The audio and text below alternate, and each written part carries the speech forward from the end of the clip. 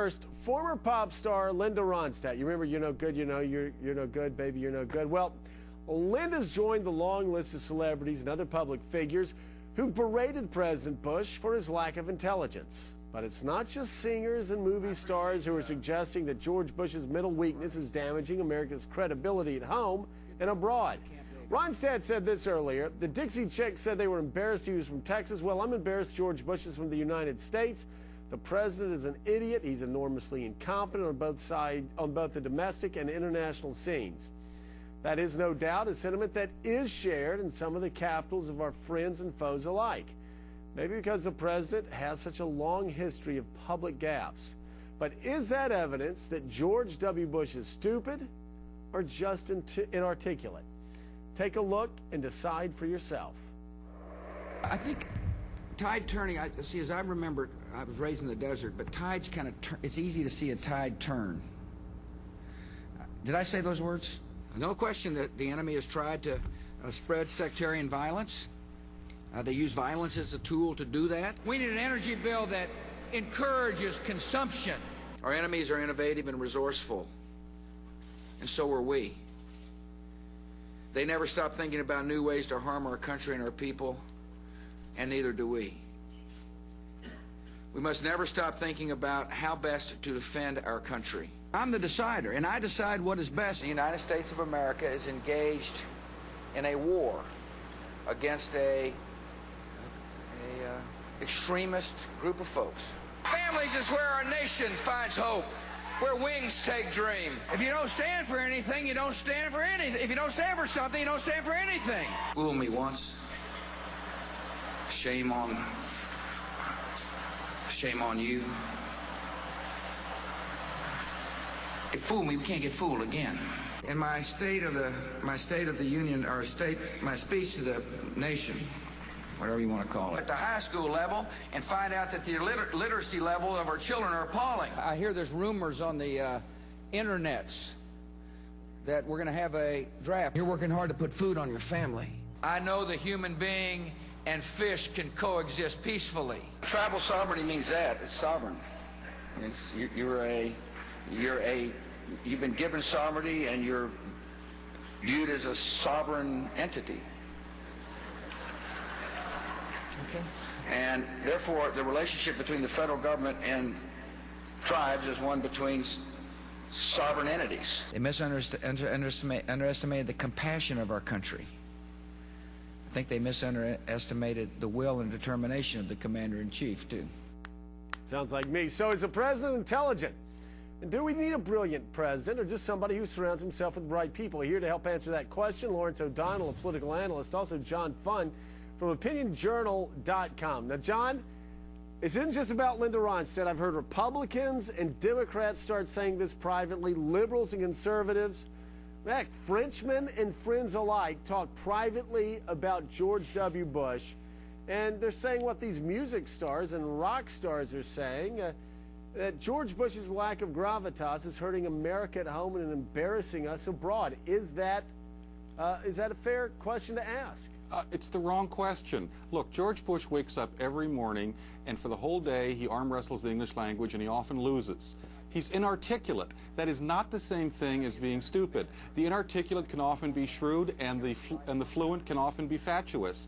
I think one of the people... So he just has a failure. He cannot communicate well. Is that what you're telling me? Voltaire once said that common sense is both rare and a lot more important to successful leadership than intelligence. And I agree. Here's the thing. The author of Bushisms, Jacob Weisberg, who's the liberal editor of Slate.com, he has plowed through almost everything George Bush has ever said. He concluded that Bush has a linguistic deficit, and he said that's no sign that there's any lack of mental capacity there. Well, so there are two different problems here. He's inarticulate, but he is not stupid. And I have to tell you, as our foreign policy may be a little bit of trouble right now, but we're presiding over a nation with 4.8% unemployment and 2.5% inflation. Okay, you're talking about foreign policy, though. John, one of the president's former aides who worked with the president on foreign policy and has been close with him for a long time told me recently that he's intellectually shallow and one of the most incurious public figures this man had ever met. Joe, I hear that from congressmen. I hear it from let me senators. tell you what I hear it from staff members.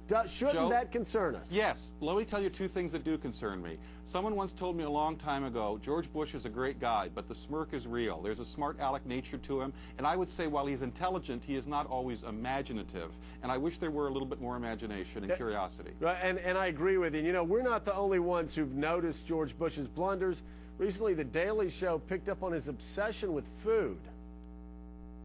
President Bush was overseas in Germany as events unfolded. Here is his press conference with Chancellor Angela Merkel. Germany, where he wasted no time addressing the many troubling developments. I'm looking forward to the feast you're going to have tonight. I understand I may have the honor of slicing the pig. I'm just going to assume that that is some sort of euphemism for solving the Middle East crisis. And I guess that's about all. We've discussed a lot of things, in other words. And thank you for having me. Looking forward to that pig tonight. Does it concern you that the Beirut airport has been bombed? And do you see a risk of triggering a wider war? And on Iran, they've so far refused to respond. Is it now past the deadline, or do they still have more time to respond? I thought you were going to ask about the pig.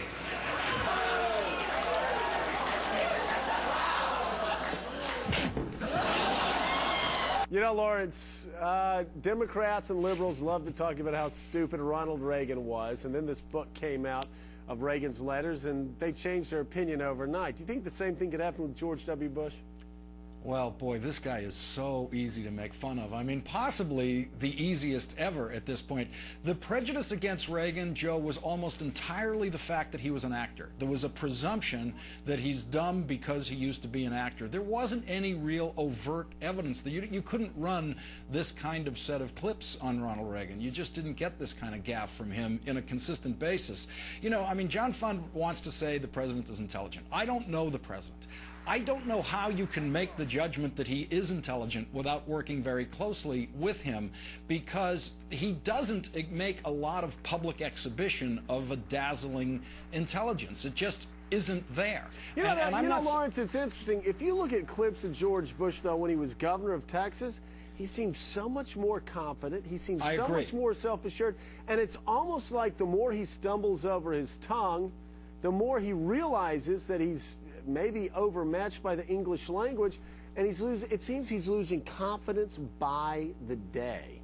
He's getting worse instead of better.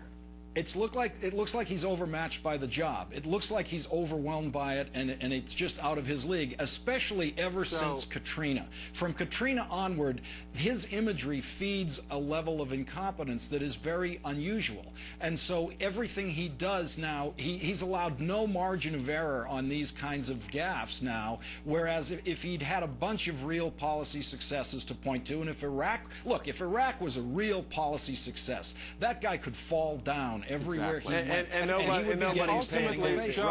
ultimately, we're having this conversation. Well, hold on one second. I want to ask you this, though, Johnny. You can talk about that, but also talk about how Republicans, it seems like most Republican presidents, we just showed a shot of Gerald Ford. You know, he was painted as a dunce. Ronald Reagan painted as a dunce. Eisenhower. I remember Eisenhower, hearing how stupid Eisenhower was, which, of course, the guy was about as shrewd and calculated as you could be. And now they're saying it about George Bush. But I think George Bush is in a league by himself. Well, I don't think he has the intellectual depth as these other people. But do we need that as a president? Well, I think we would be a lot better off criticizing the policies. I've criticized many of the policies. But, you know, let's put this into perspective. You mentioned all the Republicans that have developed a reputation for being dim-witted. I just have a question. Obviously, intelligence is not congregated just on one side of the political spectrum. Can anyone name me a well-known Democrat in modern history who's ever developed a popular media image as being stupid or dim-witted? You can't come up with one. There aren't any. So it's only Republicans who develop this dumb image. Some of them really are dumb, but some of them is just a substitute for argument because you don't want to argue their policies, so you just dismiss them as being stupid. Well, there are no Democrats who have this image. This is a fascinating conversation. I'd like to continue it later. Lawrence O'Donnell, John Fund, thanks for being with me. And I just want to say one other thing. Sometimes you can have somebody like Michael Dukakis that gets too far down in the weeds, or Jimmy Carter. I remember hearing stories about Dukakis reading Swedish land use books while on vacations, or becoming so depressed after reading about SALT II treaties that he basically had to go to bed for a couple of days. We don't want that either. But we do need a president who I think is intellectually curious, and that's the big question, whether George W. Bush has the intellectual curiousness, if that's a word, to continue leading this country over the next couple years. Hey, coming up next on Scarborough.